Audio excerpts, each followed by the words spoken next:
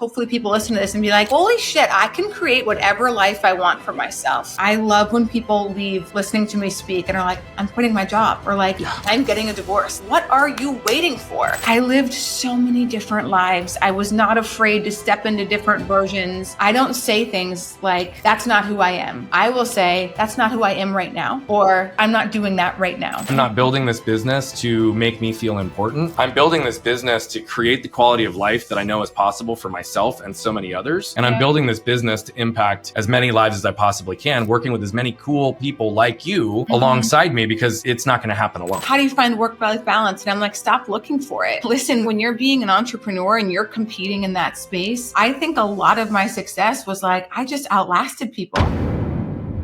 Welcome back, everybody, to Flipping the Lid. You know what we do here now, and we love to tell the real, raw stories of some of the most significant, successful people making impact in this world. Today, it is no different. Anne Mahlum is joining us today, and she is a true self-made impactor, entrepreneur, change maker. She has acquired and built organizations and a personal net worth well in excess of 100 million. But what connected me most to her was her level of vulnerability, her rawness, her realness in terms of the human experience, and her openness to even continue to look at ways that she can improve.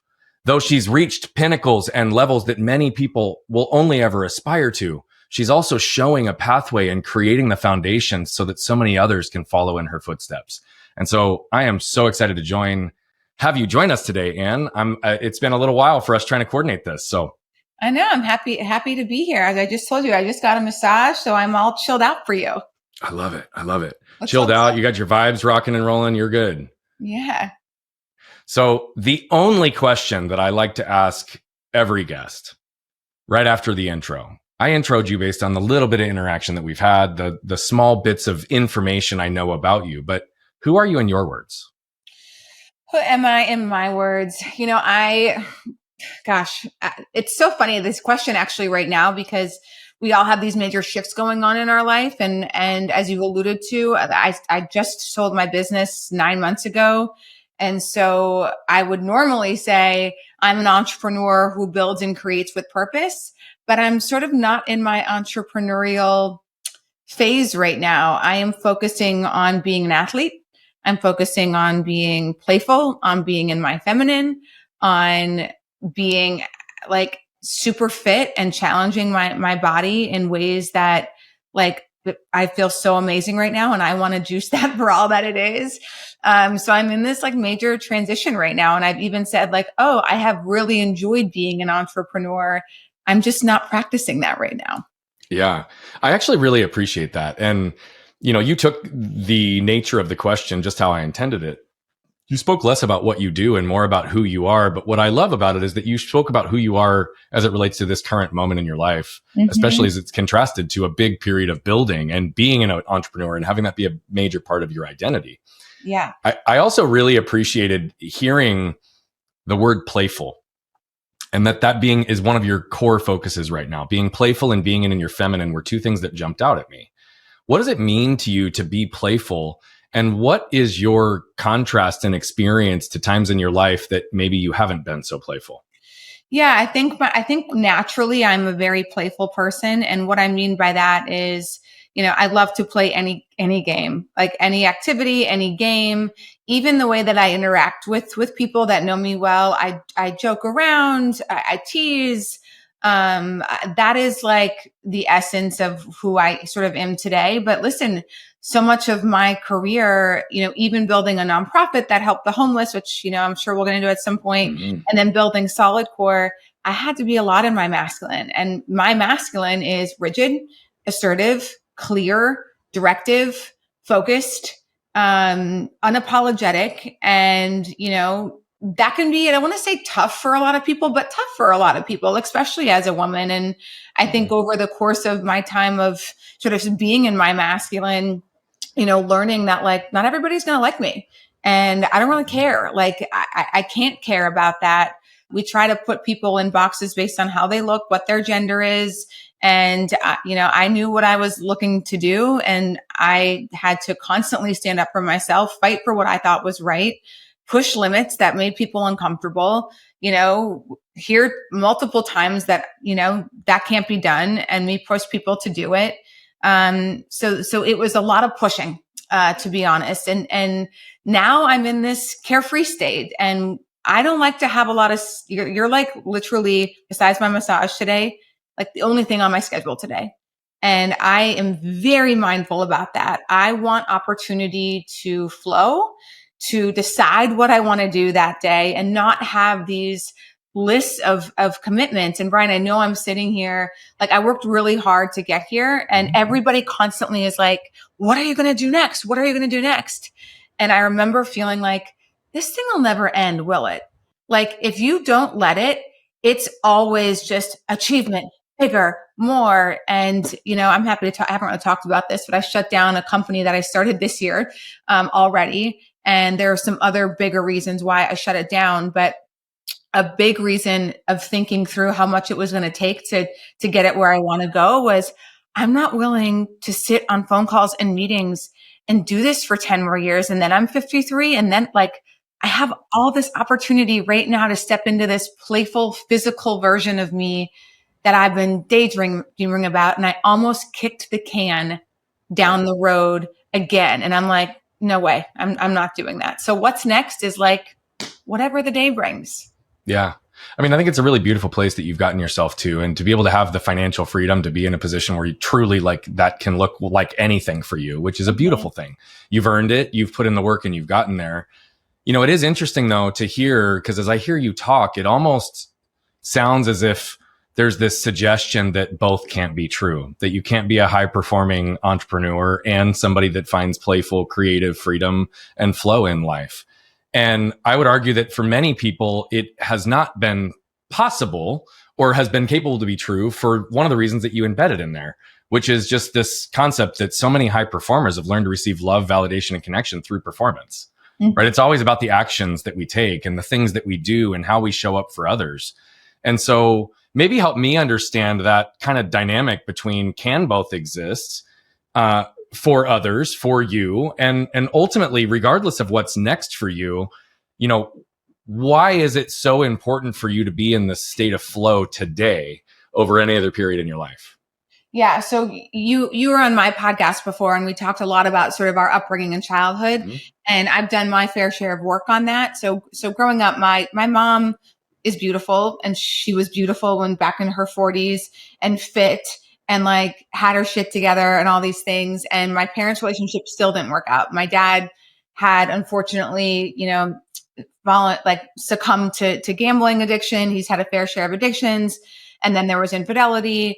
And I was like, oh my God, in order for anybody to love me, I have to be extraordinary. Like, here's my mom. She's all of these things. And my dad is still choosing to hurt her or to not whatever. I didn't know the whole story back then, but that was my frame of reference. And so it was, I'm going to be extraordinary in every single aspect of my life so that nobody will hurt me. And that's a real fuel right there. And I think a lot of people, maybe they don't know it, but if you think back to your childhood, whether you didn't have love or you wasn't loved in the way that you wanted, and can kind of piece some of these puzzles together. But like, I mean, Brian, I was like, my ambition was like, whoa, like ever since high school and college, I graduated college in 3 years for no other reason than to be different and impressive. To say you could do it. Just because it's like, no one else can do it. I can do it. And then I'm different. And then I'm unique. And then I was like, oh, I'll run a marathon on every continent. I'm running marathons anyway. Why don't I up the ante? No one's doing that. And it was just these check. I'm better than you. I'm more interesting than you. And like, I thought that's what's going to get me love and nobody will leave me.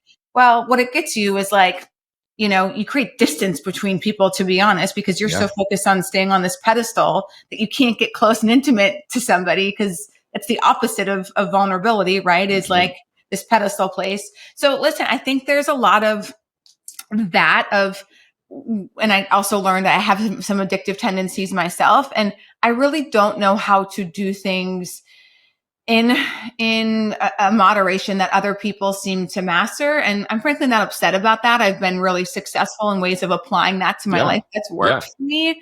But I get that question by entrepreneurs a lot of like, how do you find work-life balance? And I'm like, stop looking for it. Like, listen, when you're being an entrepreneur and you're competing in that space, I think a lot of my success was like, I just outlasted people. I was willing to push, go further. I Like agree. you weren't going to take it from me. There was just no way. My identity, like it meant too much to me. I wasn't going to be loved if you took it from me. So like, doesn't get more motivating than that.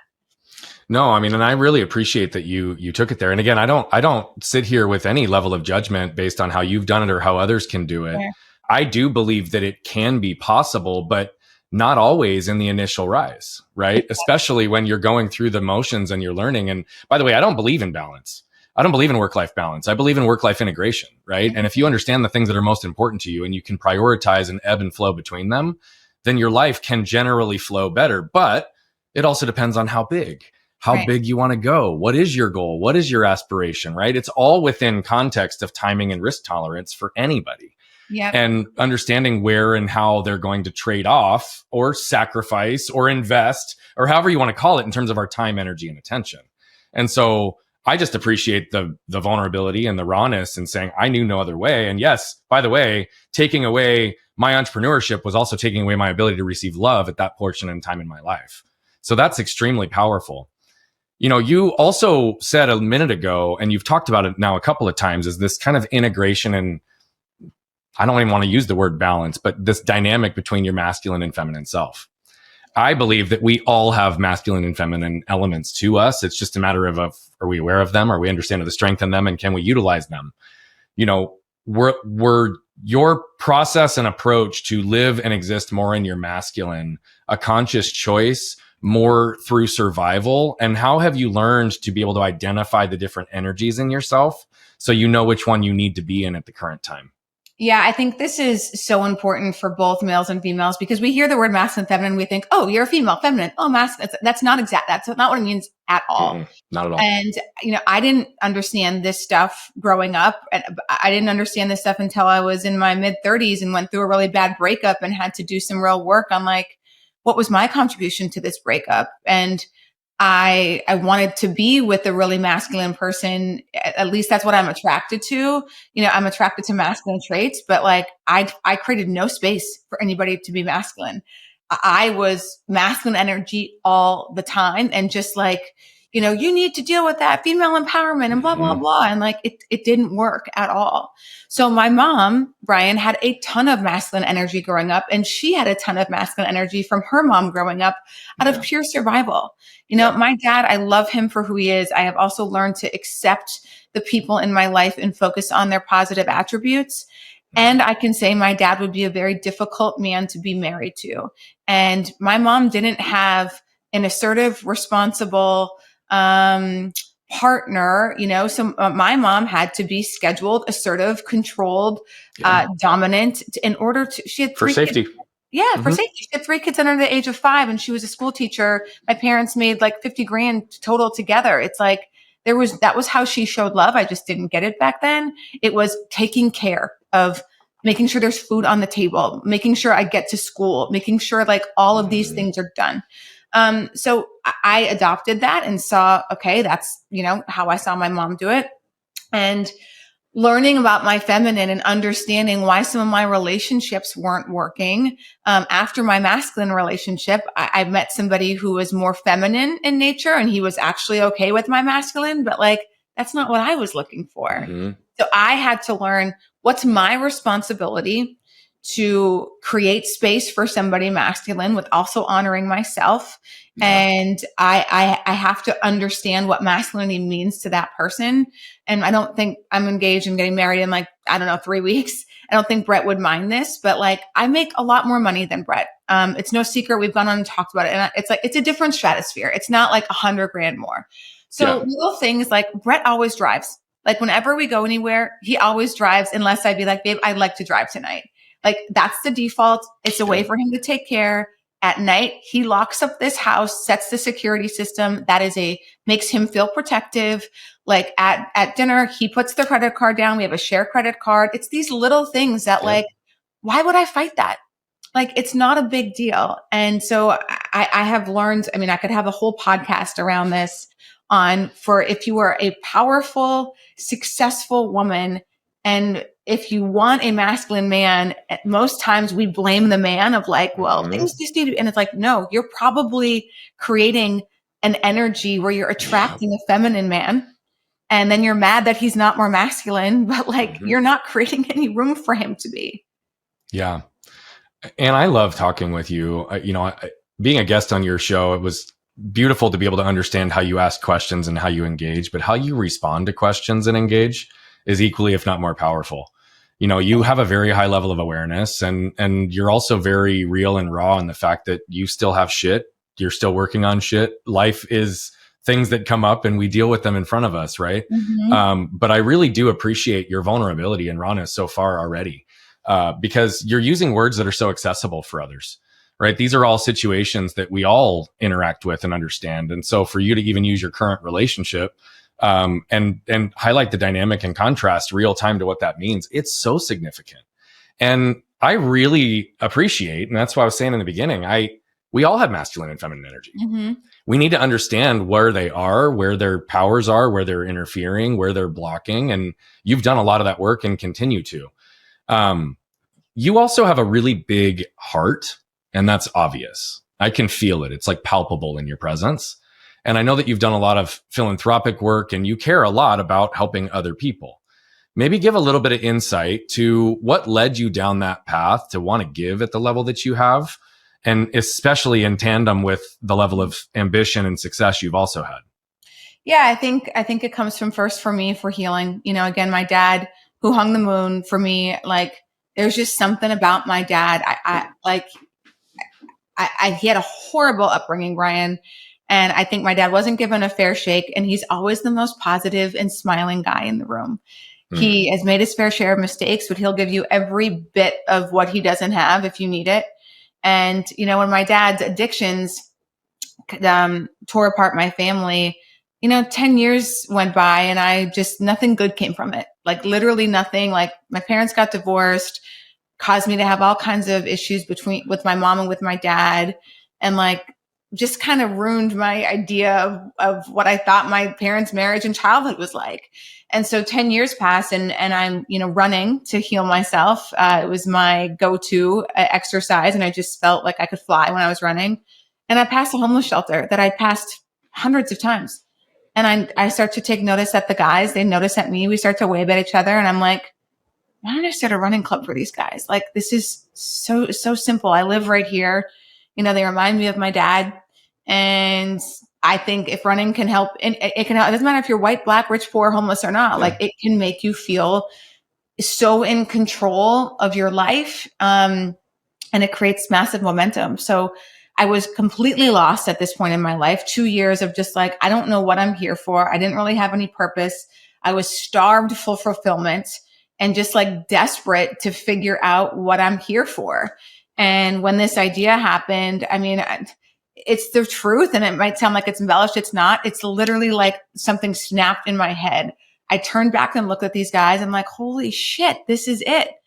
Like I have been running by these guys for 2 years. And like, it took me 2 years to figure it out. And then I started the running club, and like what I knew it could be is what it became. It's like the running was just the impetus. It was a way for us to get these guys together living in a shelter, put them in a positive environment where they were appreciated and valued, right? Like Maslow's hierarchy of needs. It's all of us are susceptible to this. We're all looking for emotional fulfillment right after food and shelter. And these guys were no different. And once you put them in an environment where they were celebrated, they were acknowledged, they were rewarded for the hard work that they were doing, they became different people. And once they became different people and started to believe in themselves, it was so easy to find them jobs.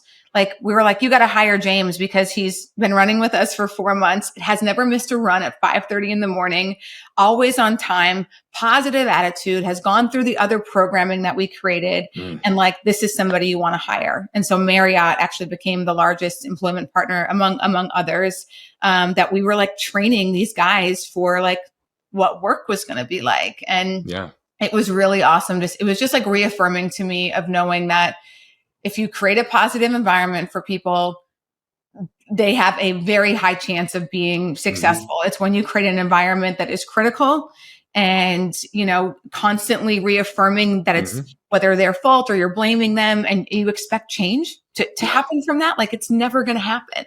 Yeah. So that was the first big part of like how amazing it feels to serve and to help others. And I think that's just always been like, and people think oh my God, you don't have to start a nonprofit.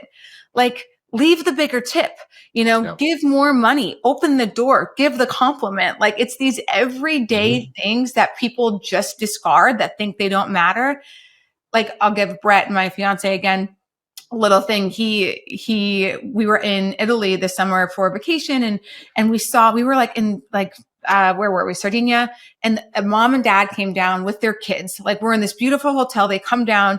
She takes the kids. He's on the treadmill, and like he finishes, the kids come back. He takes the kids, and like she runs. And Brett's just like went to this guy afterwards, like, you are so inspiring to see you and your wife tag team on vacation and like make your fitness a priority. And this guy was just like, that's the kindest thing anybody has said to me. Like, and he took the time to tell him.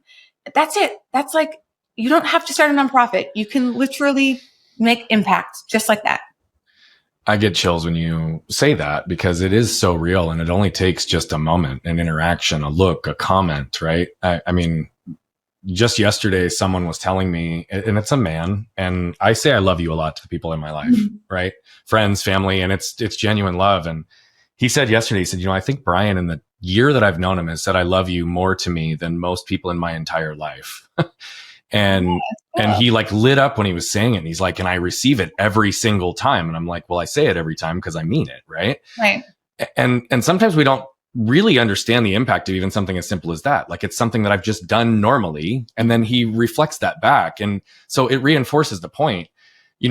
I believe we all want to feel safe, protected, seen, understood, and connected, right? And so facilitating those spaces that you talk about is so critical for leaders in business, life, families, relationships. It doesn't matter, because that is what we all seek and desire. We want to be seen and understood and connected at the deepest level, but it doesn't happen unless we're safe and protected, right? Yeah, Brian, one of my favorite lines, and you can replace this word with anything, because you hear people talk about all the things they're going to do once they, and I remind people of this gently, but it's like, you're either a giving person or you're not. Fact. If I gave you $1 million, you would, and you're not a giving person now, you would find another reason that that's not enough. Once you have more, then you'll give. The same goes for, you're either a forgiving person or you're not. Like, if you're waiting for an external circumstance to change your character and how you treat yourself and others, it never happens. Figure out what you can do. You're either a kind person or you're not. You're either like, it's just the way that it is. Make the change today and do it today. And like, there's no amount of money or circumstance that's going to change that. No, I couldn't agree with you more. I've had that same conversation with people. My wife and I've had this philosophy on giving until it hurts since we've been together. And what that means is we give even when we don't have to give, right? And that's time, energy, relationships, resources, because it can look different. And then it can be philanthropic. It can be just buying a Starbucks for the person behind you, right? It's, to your point, giving or not.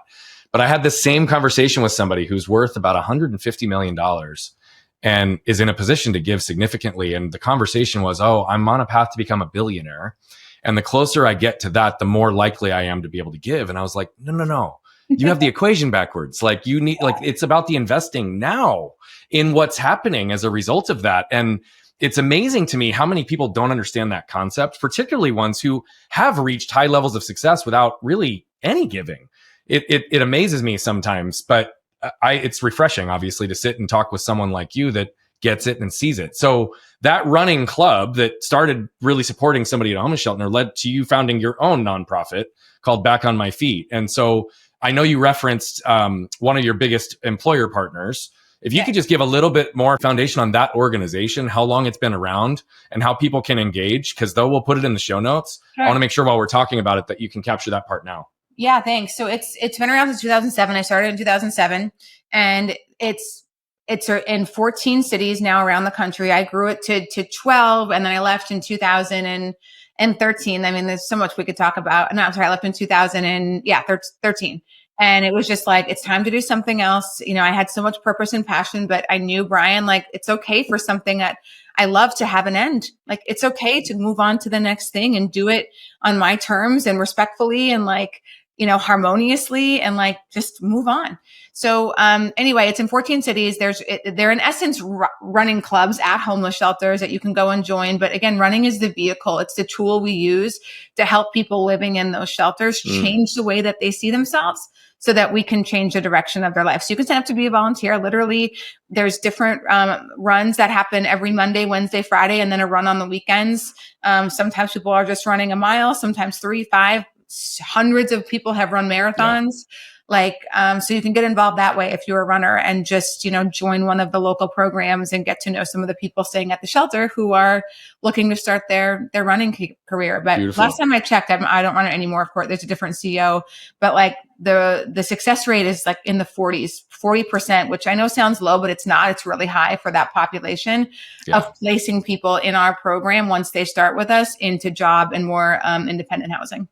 Well, it's not an entitlement program. It's an empowerment program. Oh, totally. And those are the ones that typically have the success. I mean, we do a lot of work here in Phoenix with a large organization that feeds the homeless, and it's Feed, Clothe, House, and Heal.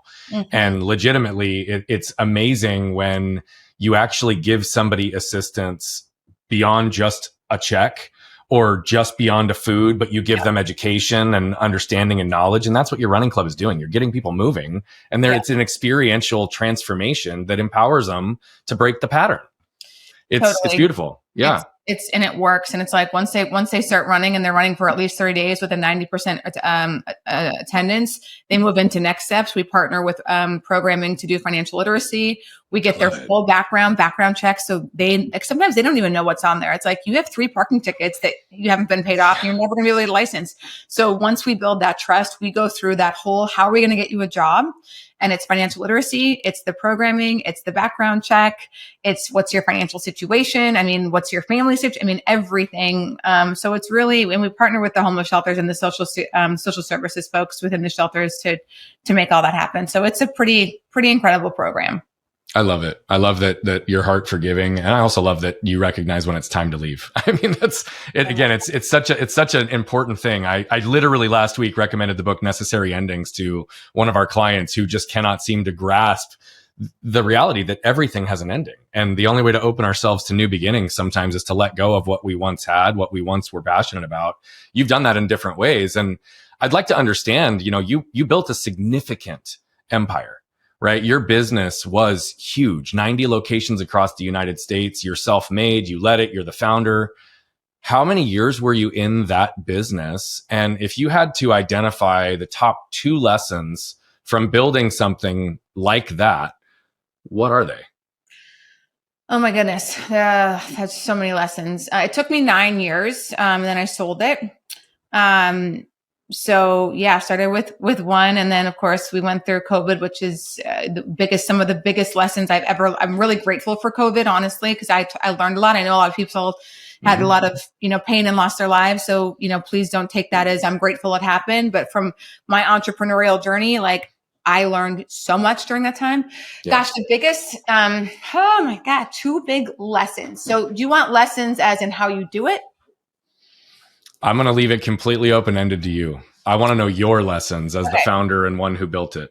Okay. So, I was saying I was going to build and sell solidcore from the second I had 2 locations. Okay. It's in like newspaper articles. I was so clear, again, unapologetic about my vision, and knew I was going to get there. So listen, the biggest lesson in I think building that is, everybody talks about this because it's true. It's your mindset and your belief system and your own capabilities to do that. Guys, I didn't have any experience running any for-profit. I had no experience in a gym. I didn't have a master's in business.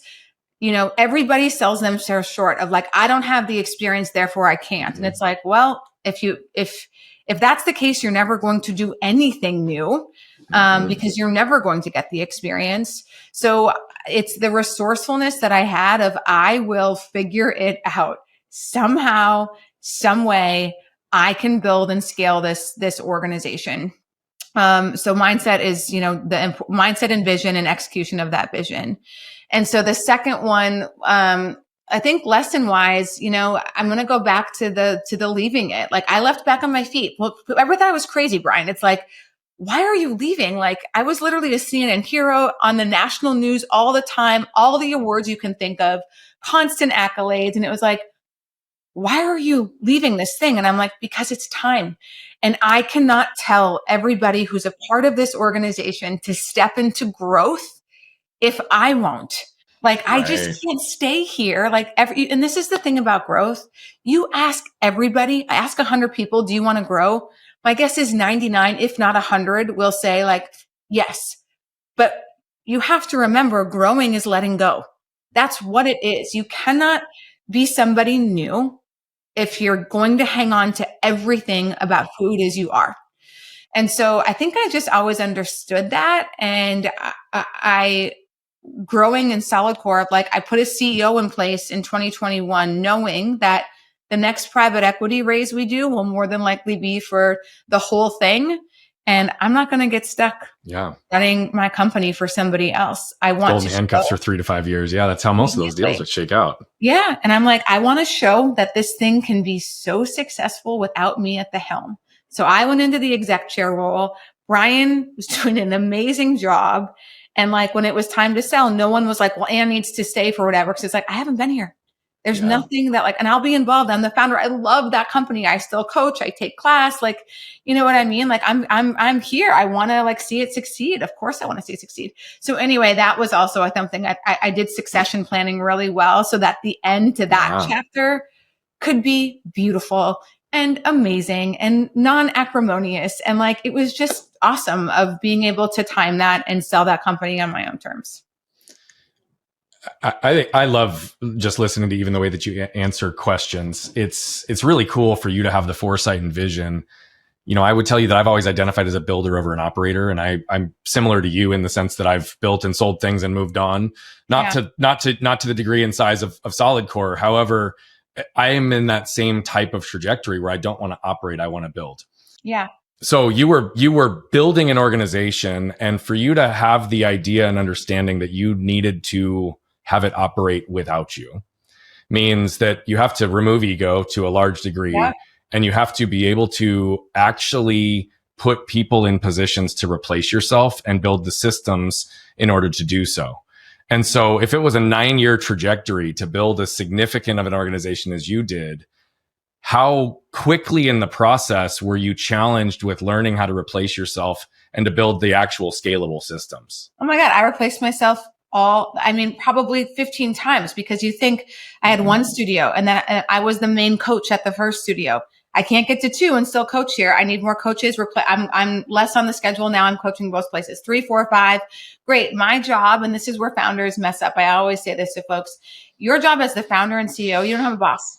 You have to think about how you elevate and what it is that you can do to get the company to the next level. And what a lot of founders do is they hang on and they think small. Well, I'll give you the fitness example. Well, I need to coach. I'm the best coach. I have the highest utilization.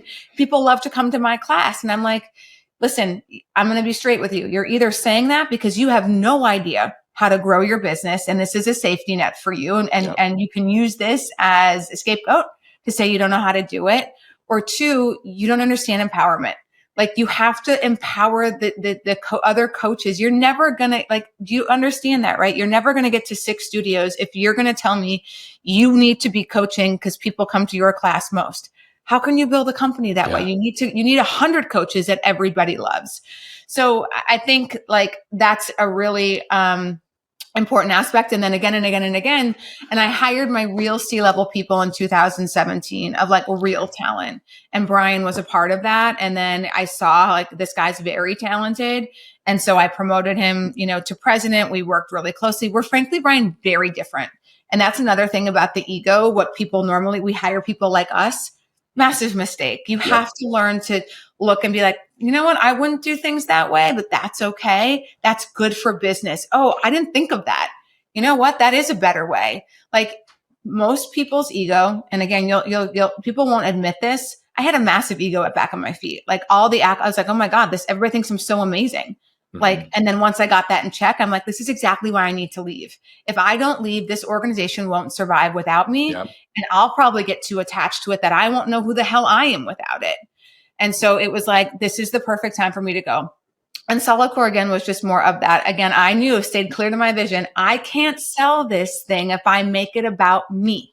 Yeah. If it is, the founder is so ingrained in the marketing materials, the community, the culture, she's in all the meetings, nothing runs without her, then like I don't want to sell my business at all. I just want someone to stroke my ego and tell me how important I am. Yeah, I again, that distinction is very, very clear, and I'm happy that you were able to articulate that in the way that you did. You know, you are an inspiring person, and you continue to do work. You even said it right in the beginning of the call. It's, man, I'm working on these things. I'm working on being more playful. I'm working on being in my feminine. I'm working on better understanding these things. You're 9 months out from selling your company. You have shifted into a place of life where you're able to experience more joy, freedom, and fulfillment, and design it in the way that you want. Where are you still protecting yourself? That's a great question. And I feel, I'll tell you what, I have been working really hard to push myself into a constant state of abundance. Even after I sold, it's like, there was a few months there where I was like, oh my God, I have to hold on to all this, all this money. And like, I felt it. And I'm like, this is so opposite of how I've been. What's going on here? Like, do I think someone's going to come and take it? Like, I know I'm not going to spend it all. Like, I trust myself. I'm good with money. Like, where is this coming from? And I think it was coming from my masculine, Brian, of like having to fight so much at private equity meetings and like be like, no, I'm not taking that deal. Like, this is what this company is valued.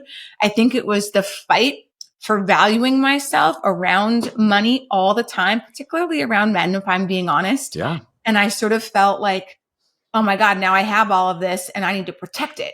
So and I worked through that.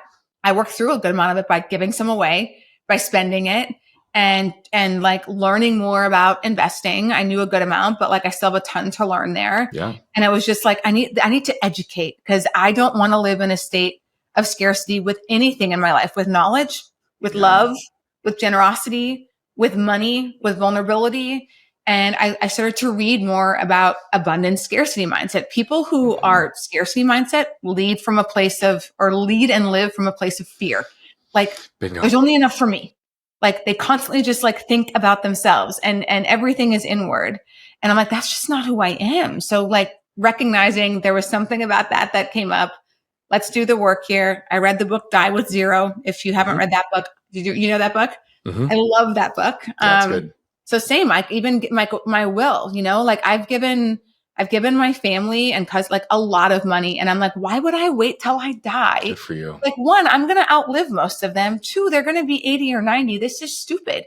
I want them to enjoy it now. Yeah. And like, if I want to give, I'm just going to give it now. There's no reason to wait. Yeah. I mean, I think that's for your ability to even see that and talk about all that as quickly as you just did. To your point, I think there's even ego on the other side of getting money.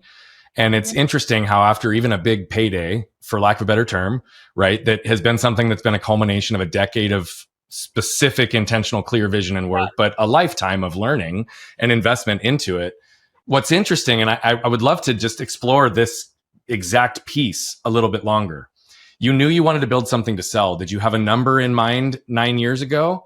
And when you got your exit and your buyout, I'm assuming, given the fight to get valuation, you got the terms that you wanted. And so by getting those terms, how long after the deal was inked and signed did you actually allow yourself to accept that you were operating from potential scarcity or protection financially again? Yeah. So one, I was taught this lesson early on in building solidcore, which is that money doesn't lead, it follows. So I didn't focus on the amount. I focused on the number of studios. And I was like, I can build this thing to 100 studios. And if I do that and I make sure that the studios are operating well and well run, like there'll be enough money. Like that was my goal. We literally sold at 99 studios. Like That's that's when amazing. the 100th studio opened 2 weeks after I sold. That's amazing. Which is crazy. So yeah, it happened. Yes. And I was very happy with, with the deal that I got, of course. And I was happy because I remained the controlling owner of the business. Like there was no deal if I said no deal. And that was really powerful for me. And like, I was really clear whenever raising money, I only took minority partners so that I got to say when I was done and when I was selling my company. And I also loved my private equity partners. I want to say that everybody has bad experiences. I didn't have any bad experiences with my private equity partners. So, there are good ones. Just to be clear. There are. Yeah, there really are. And Brian, you also have to have expectations. Like you take private equity money, you need to know these guys are looking for a return. And if you expect something different, that's on you. And that's taking money from anybody or any investor, not just private equity. If somebody's putting money in the game, they want to see a return, which puts a different level of pressure in the game as well. And they're not bad people. Like that's what that you were promising them a return. Like that is what they're doing it for. So there's that. And then the scarcity mindset happened pretty quickly. And I dealt with it really quickly, which I'm proud of it. I sold in April and I kind of spent June and July, like in this, even talking to Brett. And I was like, something's going, like, I don't know where the scarcity, like I have to do some work here. My therapy sessions were around that. I'm like, this is coming from somewhere. And I do think it was just this, I fought so hard for what was mine. And then once I had it, I felt like I had to hang on to it. And I'm like, no, like now I get the great part of sharing it and doing what I want with it and learning about investing with it. And so, it was a really good lesson for me. But the state of abundance thing, I tell people, it is the best gift you can give yourself. I have a mom, and I've talked about this before, so I don't think I'm overstepping. A lot of people just squirrel their money away and they get it by saving. And so when they finally have a nest egg, they never do anything with it because they had to work so hard to save it. And you live like you don't have it. And I'm just like that. I'm like, I don't want to live like that. Yeah, I agree.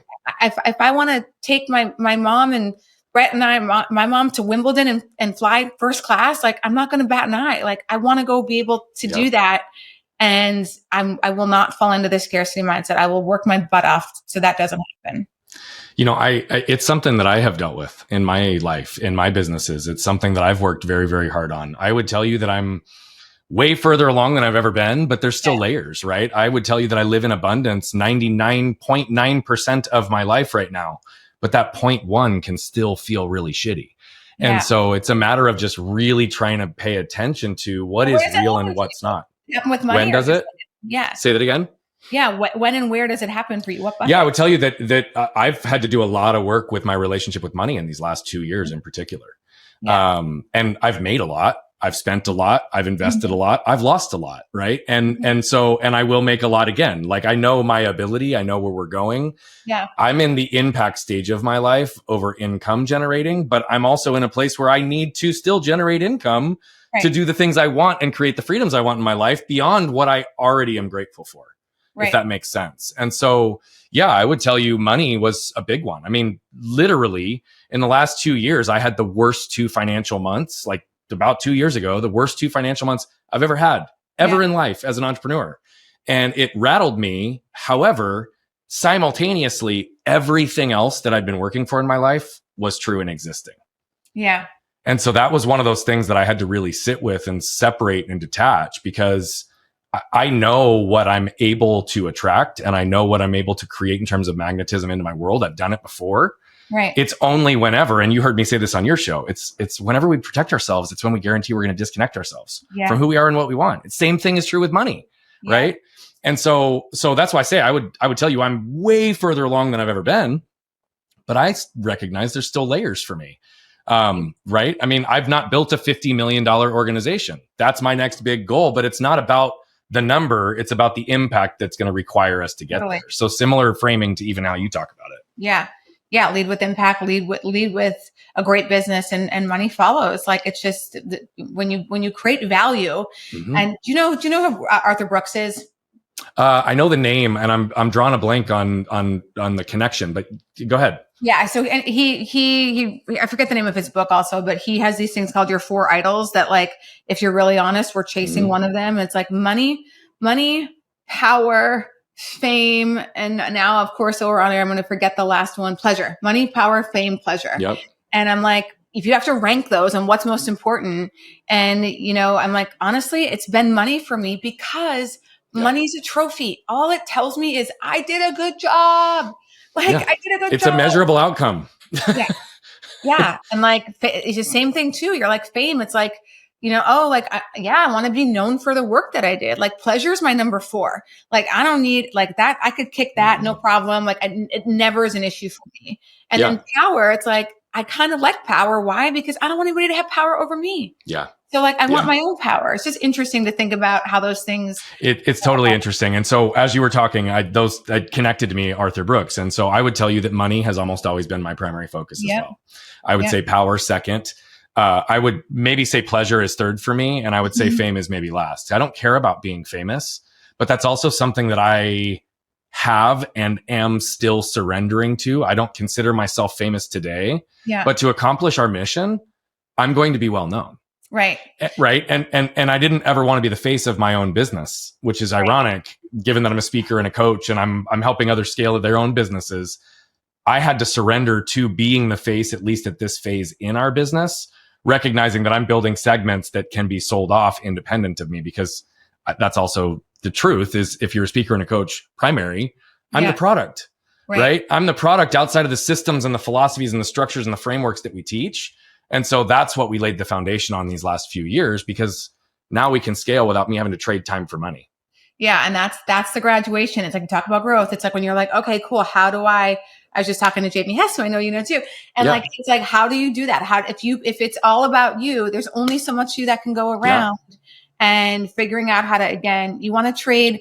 I think what was the saying? Like you want to trade money for time, not time. Yeah, that's right. That's right. And I learned that in our last business and in the original stage. And so moving industries, moving focus, moving complete business strategies and plans. What's interesting is a lot of the old lessons that I knew, I didn't necessarily apply to the new space, even though they were still universal truths around business. Yeah. And so that was part of my evolution as well in exiting from our last company, was that realization and recognition, which is just, I had to become the face, but I also had to recognize the importance of system, structure, and all of the above. And I drowned myself in my own work because I was so good at selling coaching to one-to-one intensive, high-performing people. Yeah. I booked myself solid, and then it drained everything out of me because I was investing in building them, which, by the way, my wins are other people's wins, but it's still one of those things that, again, I'm not building this business to feed my ego. I'm not building this business to make me feel important. I'm building this business to create the quality of life that I know is possible for myself and so many others. And I'm building this business to impact as many lives as I possibly can, working with as many cool people like you alongside me, because it's not going to happen alone. Right? What a beautiful lesson you learned. Yeah. That's how I look at, I don't look at failures anymore. I look at lessons followed by actions, you know? Yeah. I mean, if you're not, it's like, if you're not falling down, you're not pushing hard enough. And I want to be with people who been skiing for 10 years, but never graduated from a blue to a black because they're afraid of falling. I'm like, get better. You're never going to get better. Isn't that what it's all about, is figuring out how to level up. And, this will be a side note, but you'll get it. Like, Brian, I play so much beach volleyball. You know how exhilarating it is for a 43-year-old to be like, I'm getting really good at a new sport. That's awesome. Like I go to camps, I take lessons, I train, I have a court in my backyard. Yeah. Like that. I'm like, I want to be able to competitively play in tournament. It's so much fun. But like day one, that wasn't fun. Mm-hmm. Like that wasn't fun at all, being the worst one there and like having a lot to learn. And then you realize I get to be a student again. That can be fun. And then you start to see the positive feedback loop. And I'm like, that's growth. It's true. Kind of growth, but it's growth. It's all growth. And that's how I view it. I think you're a little bit like me as well, in that I think you have lots of things that interest you and you don't seem like someone who dabbles in anything. So as shiny objects, new things, new opportunities, new ways to grow, new activities, beach volleyball come into your world, right? How do you go through a process of selecting what you think is ultimately going to serve you best in that time, given that you can only focus so much capacity at any given time towards anything? Great question. And everybody has to answer that differently in their life, depending on what their priorities are. Yep. So because money is no longer I make more money talking to you and letting my money invested, making money. Like there's really, I would have to build another massive company to generate the kind of money that my money is now generating. And I'm not willing to do that. There's no way I'm trading that time, to do that. So it goes to how much joy is this going to provide for me? And like, is that worth it? Is there any part of aggravation or anything that I'm not going to, enjoy a part of this that I'm going to regret? What's the commitment? Is it like, oh, cool, Brian asked me to be on the podcast. That's an hour. If you'd have been like, hey, Anne, we want you to do 20 sessions, I'd have been like, no, I'm not committing to something that long term right now. It's not the phase I'm in, but I'm happy to do the podcast. And then I think the other piece is, I just signed with a new speaking agent that I'm very excited about. And like, yeah, the money's good. Like my minimums are good, but like I'm doing that more for impact. I get so fired up when I can talk to a group of people, which is also why I like going on your podcast. Hopefully people listen to this and be like, holy shit, I can create whatever life I want for myself.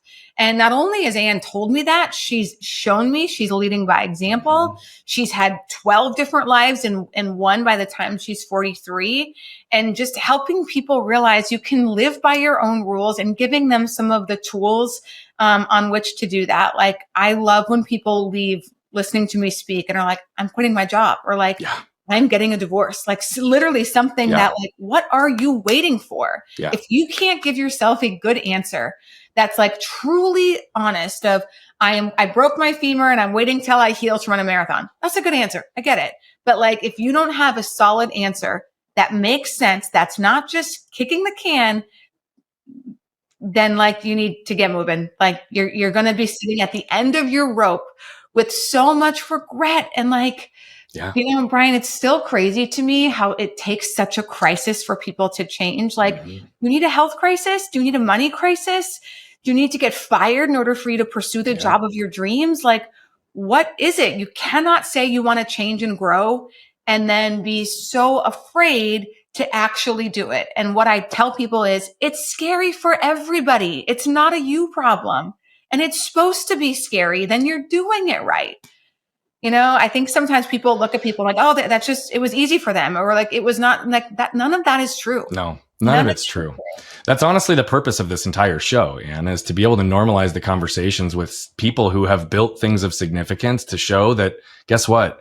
It's all about the same human experience. It's a matter of how you choose to move through it, right? What lessons are you trying to extract? Are you trying to raise your knowledge? Are you trying to get better? Are you trying to heal? Are you trying to, right? Like all of that, because to your point exactly, people are limited only by how the world has limited them or how they've chosen to limit themselves as a result of that. Right. Right. And it's only those that kind of step into the arena and decide that they're ready to try something potentially stupid in the eyes of others. Right. I mean, the number of times I've been told I'm crazy, stupid, like I'm off my mark, and I'm like, okay, cool. Thanks. I'm going because I know that this will lead to something. Not everybody gets there. Well, and Brian, just think about what we're still told. Like, again, our parents are like, they got a job, I'm going to round numbers here, made 50 grand. The next year made 51. The next year made, I'm like, you're never going to get there. That is the worst way you can think about making money. And it's not the only way. But growing up in North Dakota, I didn't have any other examples around me. I had to leave and learn and expose and be like, there's other ways to do this. Yeah. So that's on everybody of like, especially in today's world with internet, social media, YouTube, how many podcasts, there's so much information and examples of people living life differently their way for you to get inspired by. Like there's just literally no excuse anymore. Find someone who's done it and let that person be your inspiration, and like get up the, get up the guts to make a move. It's going to feel exhilarating. Like that's what life is. It is completely. We have about 50% of our listeners are women, and I have been very intentional to have about a 50-50 split between men and women as guests. I'm a father of a son and a father of a daughter. And I see very, very, very much the distinction between opportunities that can exist still in today's world between the two, right? That's not to say women can't be successful, but there are sometimes more barriers. You obviously have a big passion, and you wrote in here that you like to show other women the life they want to live and stand up for themselves. So as a father of a daughter, if you were to speak specifically to women and young women about helping them understand the opportunity that exists in front of them, regardless of what the external world is telling us, what would you communicate to them? I would say really work to know your value. And what I guess I mean by that is I'll share a quick story. When I was running back on my feet and then I created a board, the board determined my salary, and the majority of my board members were men back then. They were C-level roles. It was 2007. And I remember asking for the salary I wanted, and then the salary that they offered me. And there was like, I don't know, $75,000 difference. It was big. And I was just like, I get it. You have a fiduciary responsibility to this organization to get somebody in this position. And if you think you can get somebody to do what I do for this organization at the amount that you want to pay them, I'm supportive. I'm not doing it. And it was like a reminder. It was just like, I felt like I was getting paid that because I was a single woman. Like, this should be good enough. And, Anne cares about helping people, not about money. This is all you need. And in that, like, I got everything I asked for. And it was just a reminder of like, I'm not going to be told something should be good enough for me because I'm a single woman. Like, you don't get to decide my value based on what you think my expenses are or what you think anything is. Yeah. You get to decide my value based off of the value I bring to the table. And that was a really, powerful lesson for me. So it's just like, people are always going to tell you you're worth less. It's going to happen. And sometimes you have to turn down the opportunity and stay in that. And like, don't just succumb to what somebody else tells you you're worth.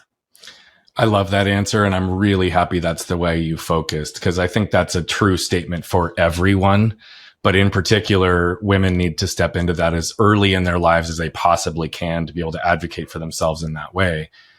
I would tell you, though, that the majority of service-based entrepreneurs who exchange their time, talent, knowledge for income, many of them don't understand how to even justify or get what they're worth as it relates to having their clients hire them, let alone their income in a job. And so clearly you had seeds that you were planting that really were developing over years that allowed you to understand your value and your worth, and the clarity, conviction, and consistency led you down that path. It's awesome. I love your story. Again, I'm not going to ask you what's next, but you get married in 3 weeks. And so, and I know just based on some of the conversations we've had and some of the dialogue we've had on the last show, you've talked about some of the more challenging relationships that you've had, yet I can see you light up when you talk about Brett. So what does Brett mean to you? And what is the dynamic of this relationship that finally wanted you to say yes?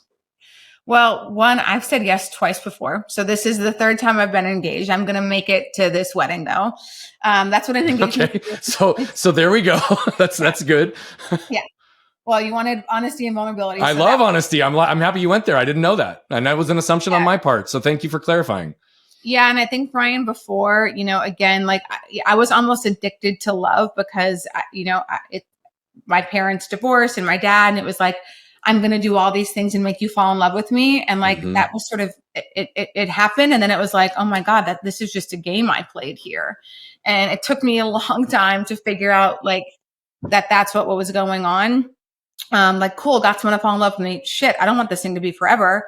Like, so with Brett, I mean, listen, Brett's an extraordinary human. I admire, I respect him. He is so funny. He makes me laugh and he makes me feel safe being in my feminine. And that's a different, like, I think a lot of women are nervous about like being in a feminine because they feel weak. And like, I've never felt weak. I've never, ever, not once. I feel safe. And that's a really big, important, piece for me. Like our personalities just drive our values, our character, our physical, love of life, the activities that we enjoy.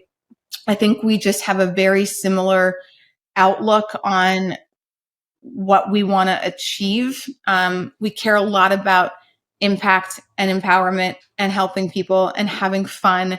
One of the things that I met about Brett and I left him was like, he doesn't drink. Like I loved that about Brett. And like, he's had a drink, whatever, but you know what I mean? It's just never a part of our relationship. And I went through my own alcohol thing. Like I'll still have a drink or two, every now and then. But like, it was the first relationship where like fun didn't revolve around alcohol.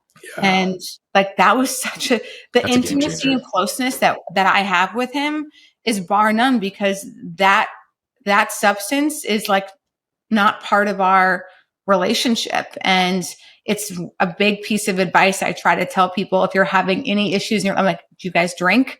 I'm like, Yeah. just cut that out, because it makes you emotionally present, Mhm. especially like, oh, and they drink on the weekends. I'm like, that's 3 days out of the week that like you're messing with your hormones and your emotions. And like, you may not realize the remnants through Monday and Tuesday, why you're more irritable, why you're, in a bad mood, foggy, not whatever it is. So anyway, again, I'm not judgmental of anybody's experience, but it's like, it's been pretty awesome for us. And literally, I think Brett and I are the most fun people at the party. Like, we're always dancing, always laughing. Like, there's nothing that alcohol doesn't enhance that fun experience for us. I do think it's interesting because alcohol is one of the only drugs that people are publicly shamed for not consuming, right? And it's also interesting because the science has proven that it literally lowers your frequency and puts you into more of a shame-based state, fear-based state, just by science. Like, on a cellular level, when you consume alcohol, there's a ripple effect, which is why codependency and abuse and all these other things get wrapped up into it.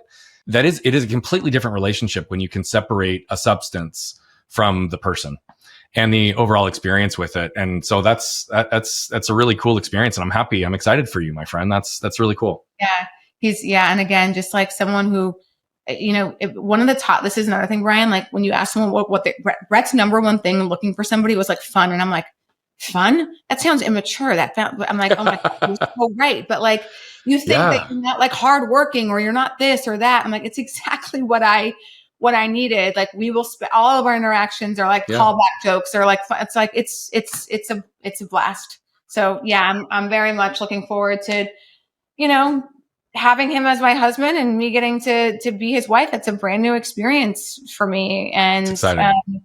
Yeah. It's exciting. Well, the foundation of safety, you're off to a great start. You know my story and the importance of really focusing on emotional safety and even the long-term effects of if it doesn't exist. It's a beautiful thing. And I know that based on the foundation you've built for yourself in life and the relationship that it sounds like the two of you have built, you guys are going to have lots of years ahead of you with lots of fun, lots of connection. It's going to be great. Now, can you still walk on your hands for 50 yards? Or is this something you did at one point? No, I think I can. I haven't tried in a while, but ironically, when Brett and I did that, I was like, I can walk on my hands further than you. He can walk on his hands further than me. But yeah, I can still hang in that department. Dude, you might need to like get a video of it and send me a video of it later, because I want to throw this in the trailer and show the proof that you've got 50 yards on your hands, because that's badass. I can't do that because I don't have a tricep in my left arm. So no matter what I try, I can't do it. But there's many things I can do. But come on, let me live vicariously through you, dude. Okay. I'll take a video. That's awesome. Well, as we kind of come towards the tail end of our conversation, I would ask you to just give us a little bit of insight into ways that people can follow you, your journey, and be able to connect with you, to learn from you, to be inspired by you, to witness some of your conversations from stage. I know you're in an impact stage in life, and I want our audience to know how to be impacted by you. Yeah, one, you can book me as a speaker. So you can go to my website, annemahlum.com, if you are in charge of that or anything, would love to be considered. And the other one is Instagram. It's really the only platform I'm on, because frankly, I'm really focused on living my life and not on my phone and not on a computer and not responding to messages. Like, I'm trying to be very present. You can find me in Miami. You can find me at the Lifetime Gym. You can find me on the volleyball court. But I'm not like willing to put in hours to the phone stuff. And so Instagram is really the only platform I'm active on. That's perfect. Yeah. It's perfect. It's a great place for people to follow, and they will see what you choose to post and engage if and where they can and how they can. So it's good. Yeah. As we kind of come to a little bit of a close here, I guess I would ask you to bring us together with a closing thought. We've had a lot of themes throughout today, a lot of things that you've repeated and kind of really hit for intentional impact state. Where do you want to take us, and what do you want us to remember from this conversation?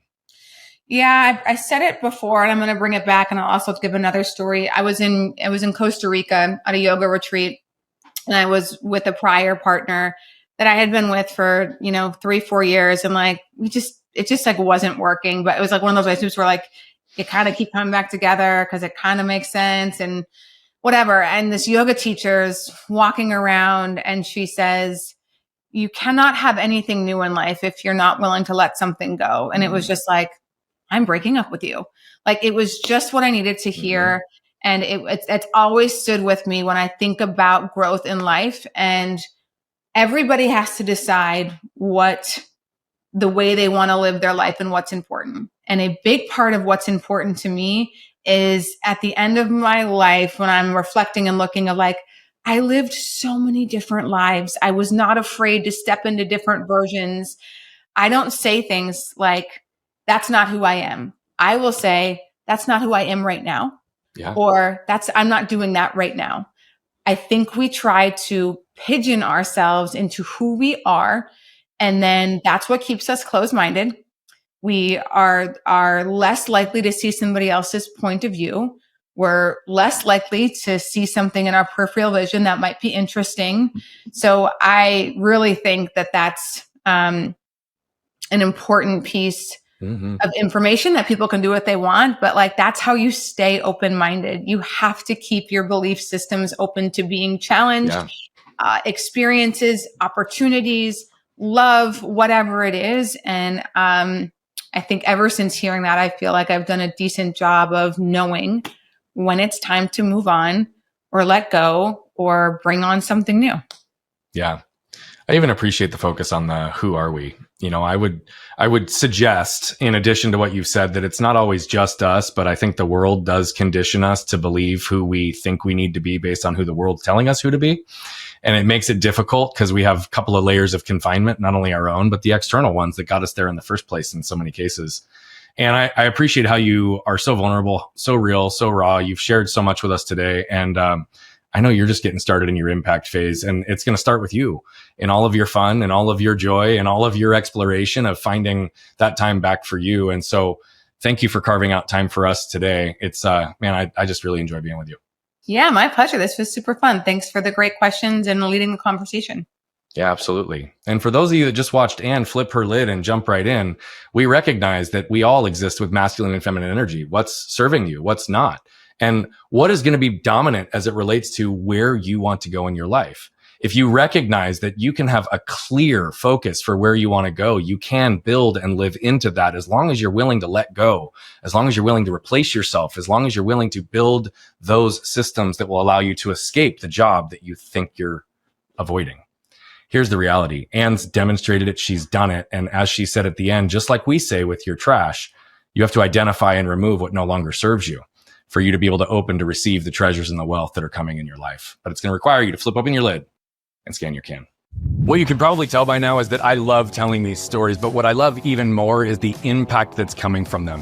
You see, we're on a mission to impact over 1 billion lives as quickly as possible. But to do that, we need you. See, we believe that moved people move people. And so all I'm asking is if you've resonated, connected with any of the messaging, please consider commenting, sharing, leave a rating and review. Thank you so much for tuning into Flipping the Lid. And if you want more information on the show, how to become a guest, how to recommend a guest, or any of the other details, head over to flippingthelid.com. We'll see you there.